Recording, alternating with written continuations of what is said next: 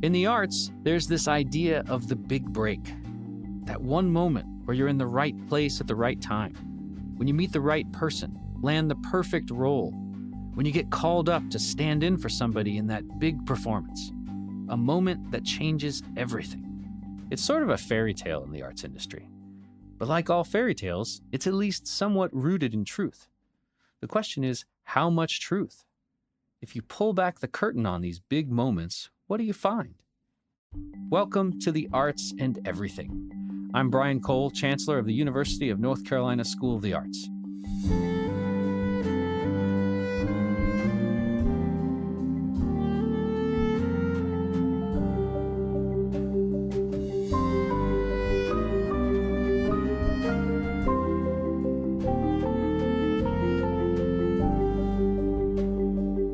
Today, we have a two-part episode looking at the arts and the big break. And we ask, are big breaks just the natural culmination of years of putting in the work? Or is there also a little luck involved? I'll be speaking with two actors and UNCSA alums whose careers you likely already know. They both have big break stories, and they both push back, in their own ways, on the myth that the big break comes to you. Here's part one.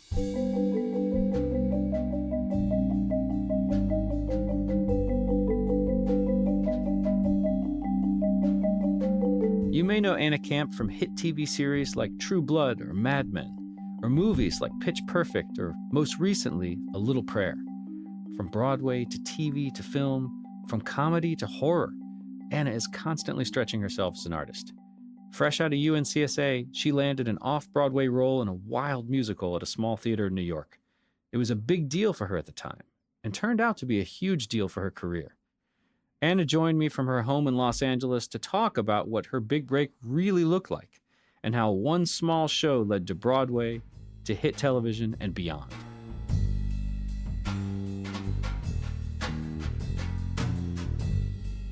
Anna, again, thank you so much for taking this time and joining us. It's really special to have you here. I'm so happy to be talking to you today, and I'm delighted that you guys wanted to talk to me. Well, what I want to talk today about is the idea for artists of the big break, or things that happen in careers that are kind of a before and after, whether you realize it in the moment or whether you realize it down the road. You've had so many moments in your career, which has already includes so many incredible achievements. Is there one that sticks out right now that you kind of feel like was a big break, or a moment where you felt everything changing? Yeah, definitely. There are a lot of moments that I can look back on and say one thing really did lead to the next. I did a very, very, very small off-Broadway play at the Rattlestick Playwrights Theater called God Hates the Irish. It's this terribly raunchy musical, really wild. And a lot of students who went to Yale developed it and worked on it. And Will Frears actually ended up directing it. I mean, I had to audition for that play probably 4 times. I was playing a British girl, and the director didn't know if I could act. He thought I was just the girl when I came in. And I was like, no, I went to college for this. I went to school for this. I'm a trained actor. I was so young. I think I was 22 years old or something. But I got the role, and 2 people came to see me in this very, very small off-Broadway play. And the first person was Mike Nichols. So Mike Nichols ended up coming and seeing me in that show, and then he cast me in my very first Broadway role opposite Frances McDormand and Morgan Freeman, just from being in this crazy little off-Broadway play. And then the other person that came was the amazing playwright Teresa Rebeck, who ended up giving me a script for a play called The Scene after one of the performances, and told me that she wanted me to come and do it at the Humana Festival. And then that got an off-Broadway run at Second Stage, which was amazing. But those 2 people coming to this very, very, very tiny off-Broadway play, that basically changed the trajectory of my life as an actor, especially in New York City.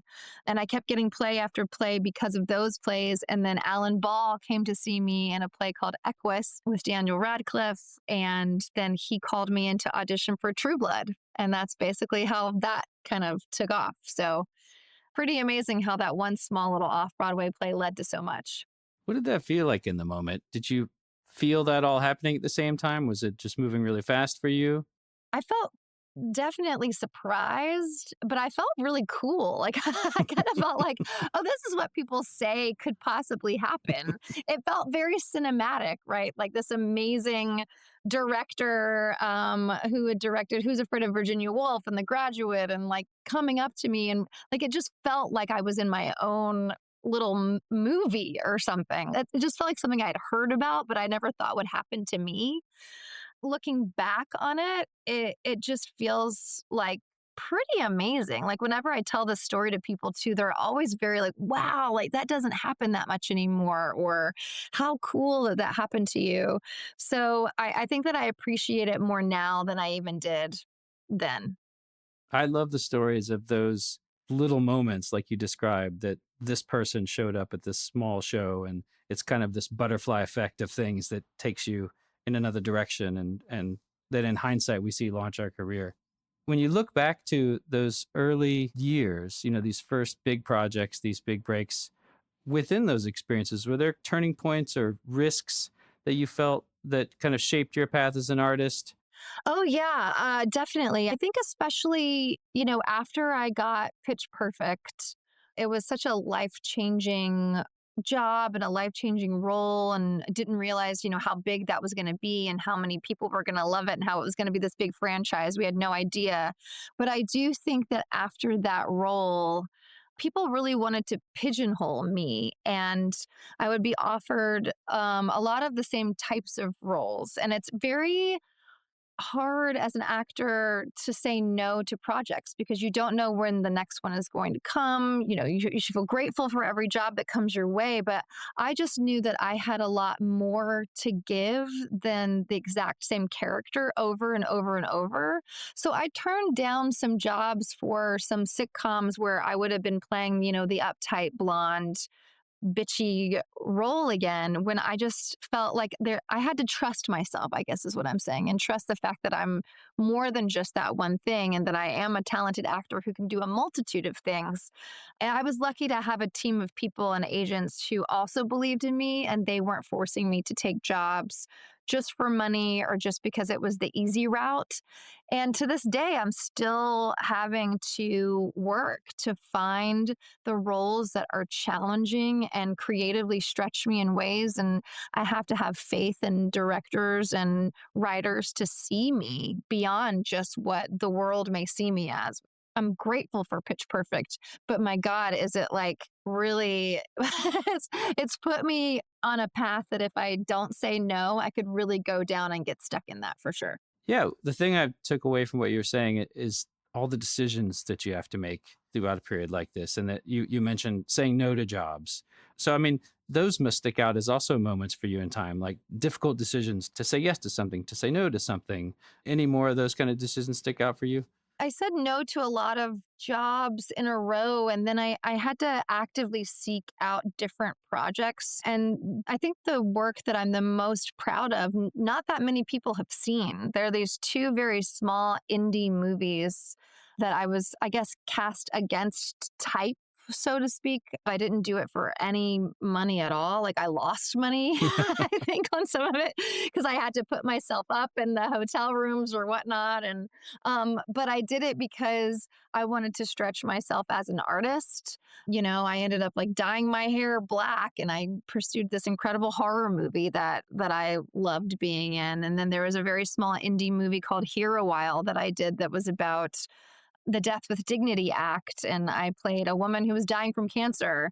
And I threw everything I had into these two roles that not that many people have seen, and that I didn't really get any career bump from it, so to speak, but I got fed in my soul as an artist. When everybody graduates college and they want to hit it big right when they get out and they want to book the agent and they want to be on the TV shows and be in movies like right from the get-go.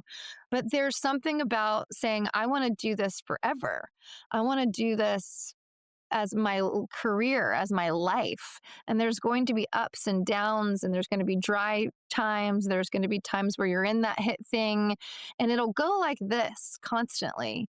And so to have that perspective of this is for the long haul And sometimes I need to take jobs that feed my soul and not just advance my career or my bank account. But those are also incredibly worthy. And sometimes they're the most worthy jobs, actually.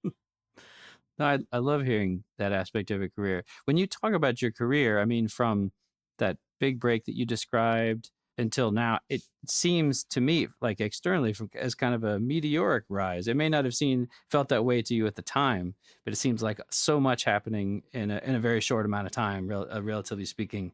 What are some of the unexpected challenges that you noted along the way as all this started to happen for you and you engaged the industry in really meaningful ways?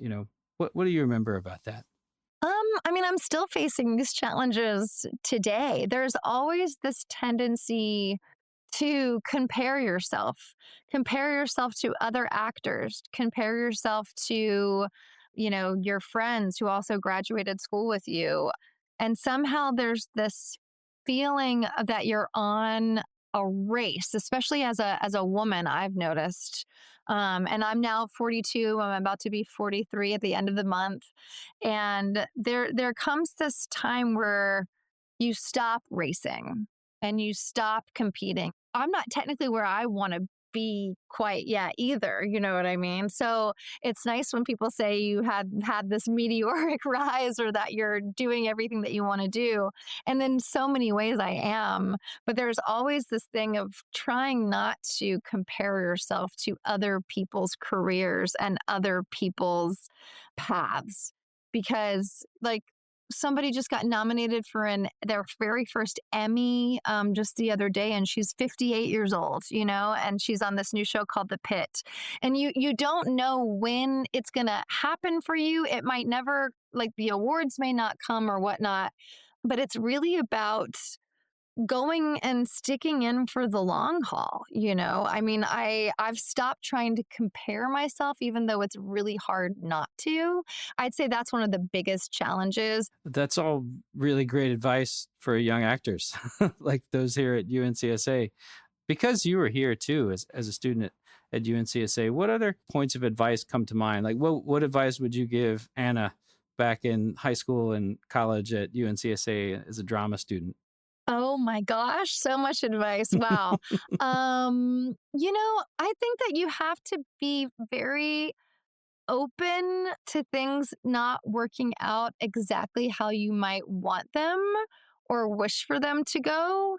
You have to follow your gut and your heart and don't take jobs if you feel wrong about a role, if it doesn't feel right, just to get your foot in the door. Like, just try not to compromise yourself as an actor and as an artist. And maybe, it's not your goal to start out doing regional theater, but like do it. Say yes to smaller roles, meet people, get knowledge, continue to take training after school if you feel the need. Just don't be so wound so tightly that there's a yes or a no, a correct way to go about making it happen for yourself in this business. There are many ways to go about it, and it usually doesn't happen exactly how you think it's going to go. Right. Well, we're on the subject of you as a student here. If you think back to that time, is there a moment that sticks out for you in your experience here that feels like as one particularly helped you prepare for this career? Oh, wow. Yeah. I mean, there's so many incredibly valuable moments that I learned at UNCSA. I mean, I had a wonderful time in the training programs there. All of these amazing teachers that I felt like saw me creatively. I never got cast in like a lead role while I was there. I watched my fellow students and other actors get cast in like the bigger roles. I was always like such a supporting character, which was wonderful. But I always was like, oh man, like what's wrong with me? Why can't I get like a lead? But I remember I had such an amazing moment where Gerald Friedman came to see me in a play that I did off Broadway, and I crushed it. I was one of the leads in the show, and I remember I saw him after the performance and he just said, "Where was that the whole time you were at NCSA?" And I said, "It was there the whole time." And I think that if that story can help any student who Like things change just because you are having a certain experience in college in your training program doesn't necessarily mean that it will translate when you leave the school. My advice is to be prepared and learn everything that you can there, and it's such a wonderful training program, but do not be deterred if you are not maybe quote unquote as successful as some of your classmates in getting certain roles or whatever it may be. Like I was definitely Hmm. super hard on myself, and I was really like I was sometimes very sad there, to be totally honest. And so when I got out, it was so liberating to see that I wasn't crazy, that I am talented, and to know that things can change. You know what I mean? And just because it's like that one day, it doesn't mean that it's going to stay that way for forever. I think is what I would reach out and tell little Anna, that not to worry, your time will come. I think little Anna would be pretty excited if she could see a window into Anna today. Thank you. Thank you. I'm very proud of what I've accomplished, and I think you're right. Well, UNCSA is incredibly proud of you and what you've accomplished. And, you were speaking earlier about how, with all that has happened in your career to this point, that you haven't done everything that you've wanted to do, that you haven't become everything that you wanted to be. What do you feel in this moment is the next leap or the next steps for you, or what's the next big break?